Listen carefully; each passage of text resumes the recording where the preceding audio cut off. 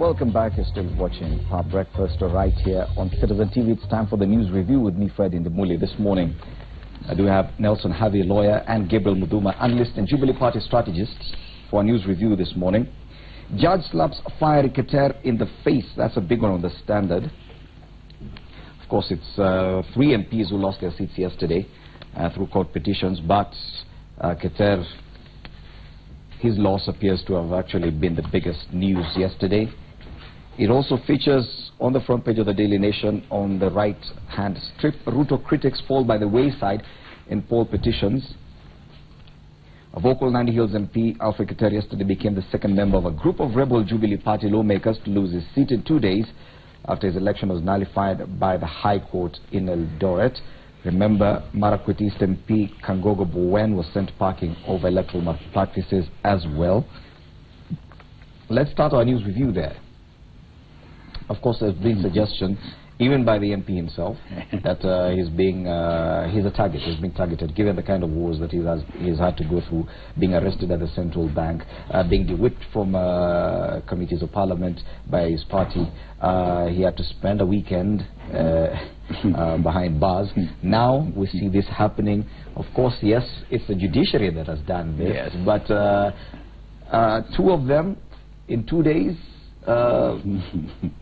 It looks suspect, don't you think? Good morning, Fred. Morning. Well, I think let's not... something is good to bring the madness of the environment into perspective. And the reason why I'm saying this is there are so many petitions, to be honest, that are going back and forth. People are losing, their court cases. It's not only Alfred Keter, so many people. I think the only thing where he reads malice is because he's been a critic of the deputy president. So then you have to again now wage the fact that it is the deputy president who actually ensured he took the people he took to central bank. He was put in. It is the deputy president who again architected his fallout in parliament, albeit the fact that it is a party which has rules and what have you. They were talking about regional balance that had come to play. They were warned before. Again, you come all the way to Eldoret, where he loses his petition.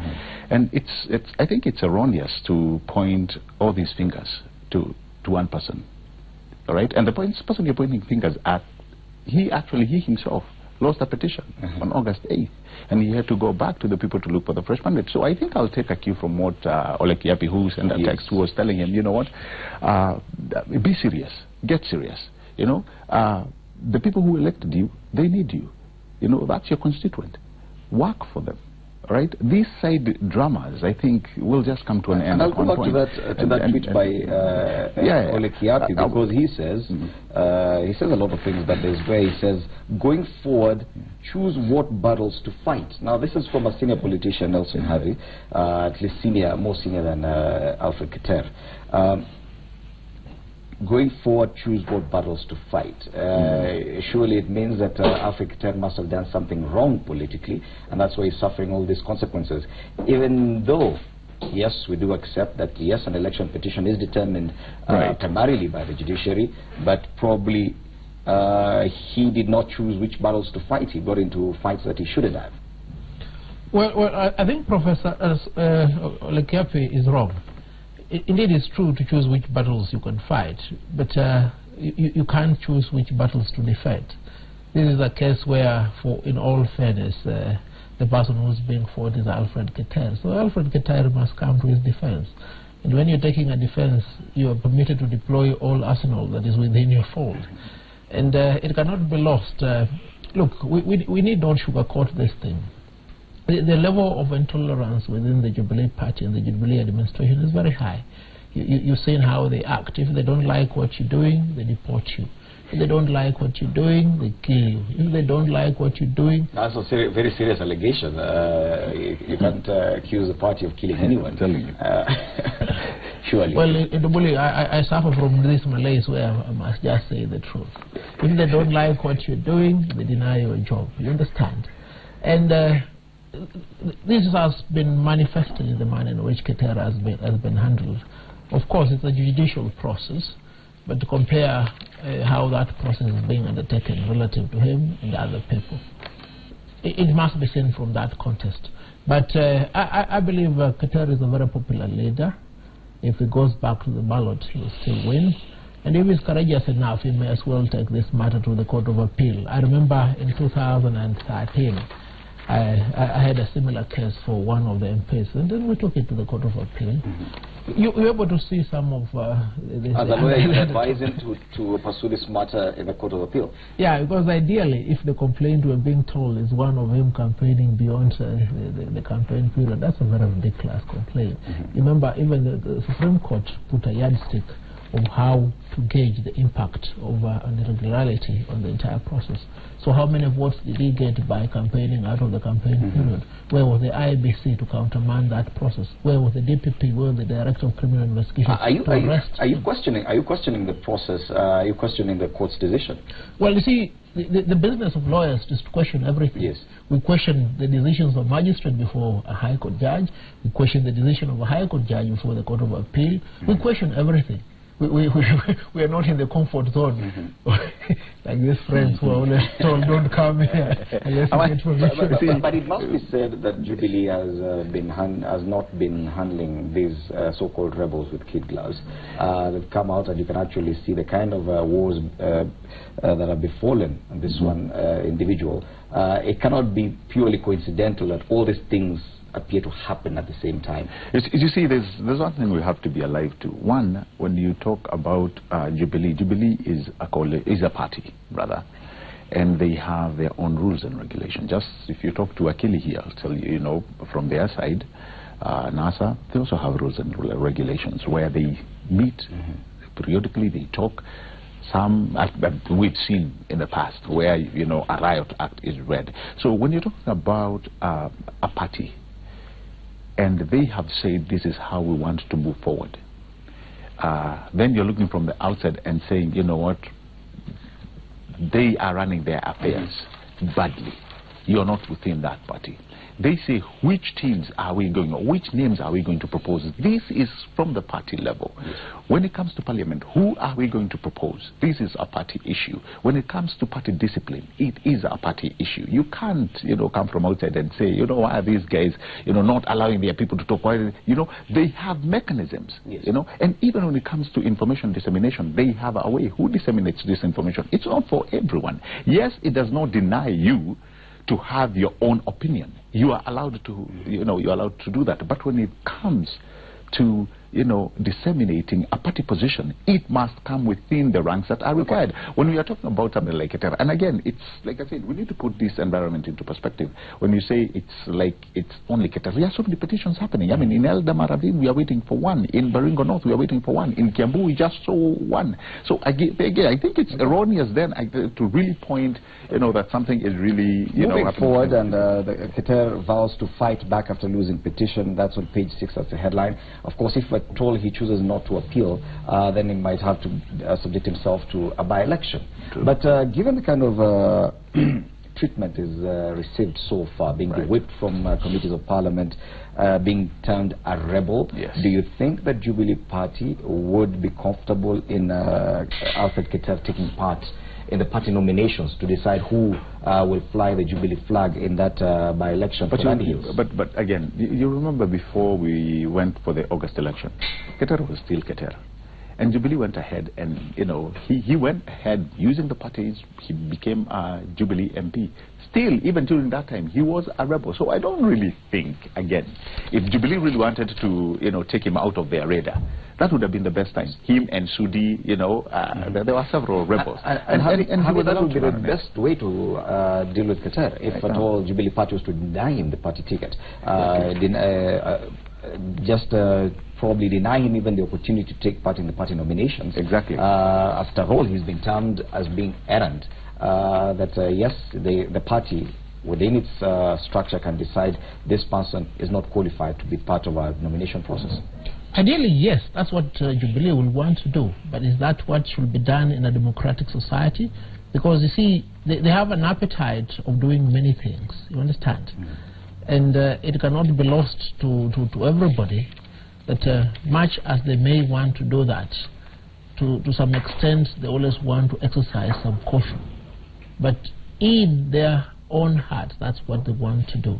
Because as he has affirmatively admitted, that they will have done that, you understand? So it's a clear indication that those are some of the options that they are considering. Why did they do that? Looking at it politically, if at all Jubilee deny Alfred Keter that party ticket for the by-election, then he jumps ship and goes to another party, and by some stroke of luck, he goes through. That would be a loss that Jubilee would not be willing to take, don't you think, Nelson? I don't think they are mindful of their actions, because most of the actions they take, I think they're just trial and error. Because what is the propriety of taking this particular action against Alfred Keter? For instance, let's go a little bit behind. When they got elected in certain committees, it was their democratic right. The Constitution allows you to vie and vote in whatever public office that you may want. So why will one particular party, merely on account of the fact that it is the one in power, determine who should be in this particular committee and who should not be in this particular committee? They're trying to trifle democratic space. And look, I think in all honesty, if I was Alfred Keter, I would not waste more time with Jubilee, because this is a crocodile which is struggling to feed with fingers, with the hope that it will not cannibalize the whole of you. Eventually they'll have to do this. And remember when Senator Orengo said some time back in Parliament, these are the type of things that these fellows do. They don't have any care for who they are unleashing their terror on. And it has come to pass that they are even unleashing terror on their own. No, I think it's wrong. For Jubilee, even as you comment on that, as a strategist for Jubilee, if at all that hypothetical scenario, put it to Nelson, I'll put it to you as well. If at all he was to decamp and go to another party and emerge victorious, politically that would be a huge loss for the deputy president in the Rift Valley. Well, you could argue that, but if you look at that chance happening, it's almost near to impossible. And the chance of him decamping or the chance of him emerging victorious?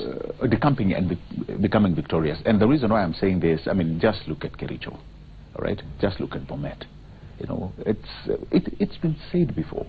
You don't go against such a person who has that near occultic support, and you know, you win. It's rather self-evident. All right, in Kericho, that's with this discussion we're talking about the by-election back in the day in Kericho. That's what everybody said. You know, he will lose. DP can't win this. He will lose. But look at it in Bomet. Why are we not with you here? Same thing. People coming here to analyze. And what was I telling you? It is very hard for you, for anyone, and they know this, to be the deputy president in his backyard. So win, and that's why Kiapi advises. Yes, Ole Kiapi advises him very well. All right, be serious, know which battles to take, and being in a coalition that is in power, the onus is on you as a leader. For you to be able to present your people well, you must work and marinate within the party. That's just how it is. Even Nelson will tell you, even their own. It's like you telling me, someone like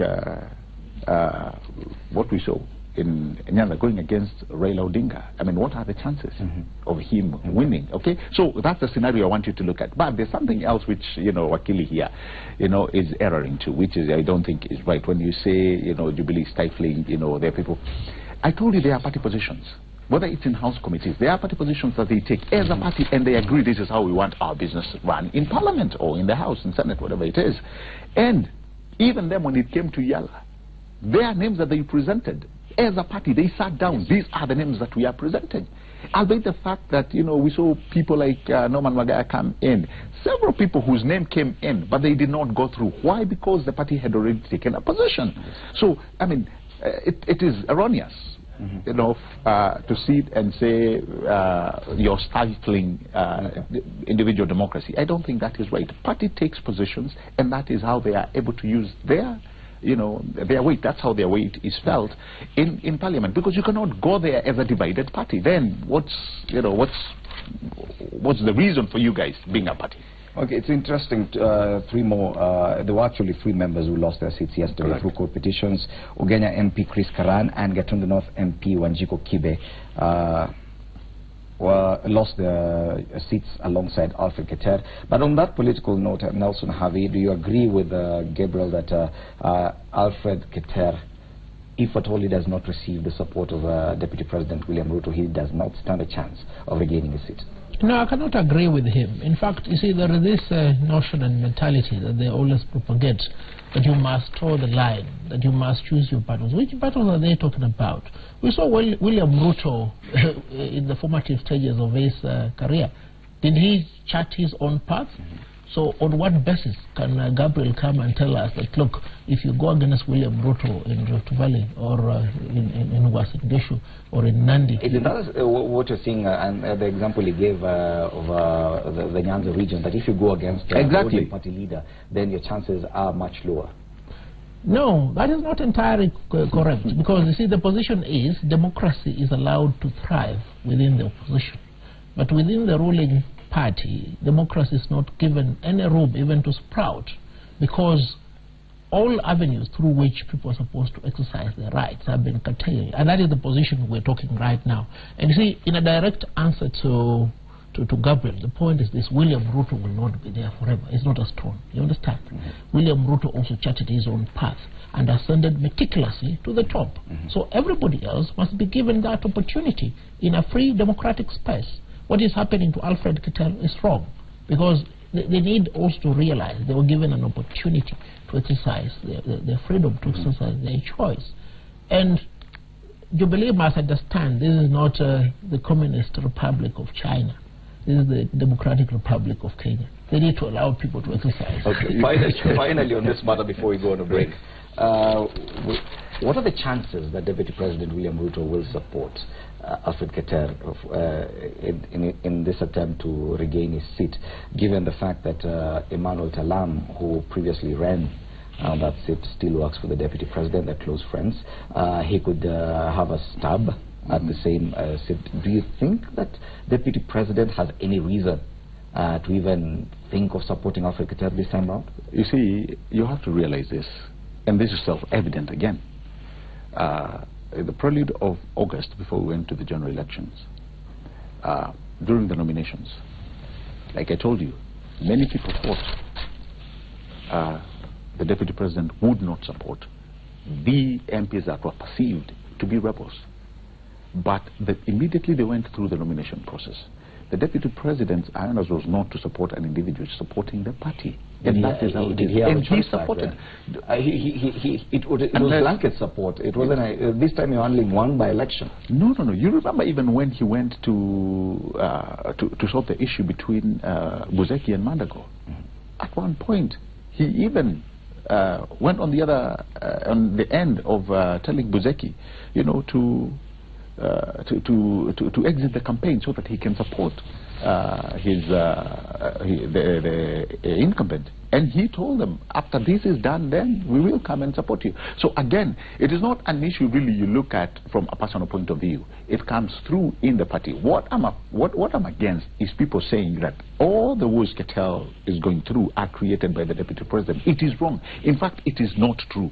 Okay? Because, it is one thing to say the Deputy President can influence the decision of the court, yet when he needed a scenario where if he had any influence, so to speak, he could have influenced his petition. But they lost in their petition and they went back to the people. So I think the word that should be going around is this. I don't doubt that the Deputy President would support Keter if he runs on a Jubilee ticket. Well, that's debatable. It is not debatable. He has done that once. Okay. So what is one more time? And again, when you disagree on principle, there's nothing wrong when you disagree on principle. Okay. No. Let's take a break. When we come back, we'll take a look at a lot more headlines. We've taken quite some time discussing that. But yes, because it's the biggest discussion, even on social media, the fact that Alfred Keter lost his seat, and he blames his political detractors for that loss. When we come back, we'll take a look at what's happening in NASA, fresh fury in ODM of Halwale Sla, and of course, what's happening at the Kenyatta National Hospital. A neurosurgeon opened someone's head, but it was the wrong head, for brain surgery. Wow. Not after the break.